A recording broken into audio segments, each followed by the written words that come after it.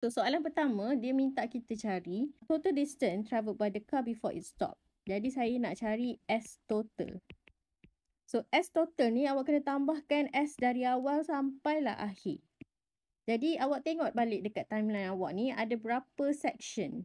So kalau kita tengok section dia, first kita ada section 1, section 2, section 3. Untuk dapatkan S total, maksudnya awak kena tambahkan S1, S2 dengan S3.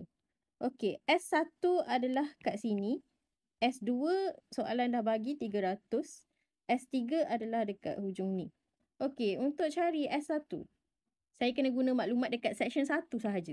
Kita ada U, kita ada acceleration, kita ada final velocity kat situ, and kita nak cari S. Apa equation of linear motion yang mengaitkan 4 ni? Kalau awak tengok list of formula, awak akan dapat V square equal to U square plus 2AS. Macam saya cakap lah, bila awak dah keluarkan equation ni, dan awak tengok section 1 punya maklumat sahaja. Sebab kita nak cari S1 je. So, bila awak dah lukis timeline tu, dia akan mengurangkan risiko awak buat salah dari segi gantian nilai. So, yang ni S1 awak akan dapat 300 meter. Okay, next S2 kita dah ada, which is 300 meter. So, sekarang kita kena cari S3 pula. Awak tengok section belakang ni pula. Section yang ketiga. Okay, cuba tengok maklumat apa yang awak ada. Awak ada U dia 30. Okay, ni awak akan ambil sebagai U untuk section 3. Okay, lepas tu dia berhenti last-last jadi V dia kosong. So, kita ada V juga. And then, kita ada masa. Kita nak cari S. Okay, ada tak equation of linear motion yang mengaitkan 4 kuantiti ni?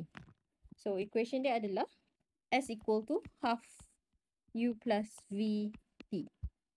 U is 30, V is 0, time is 6 second. Akan dapat S3 is equal to 90 meter. Bolehlah tambah tiga-tiga ni untuk dapatkan S total. So, S total is 300 times 300 times 90.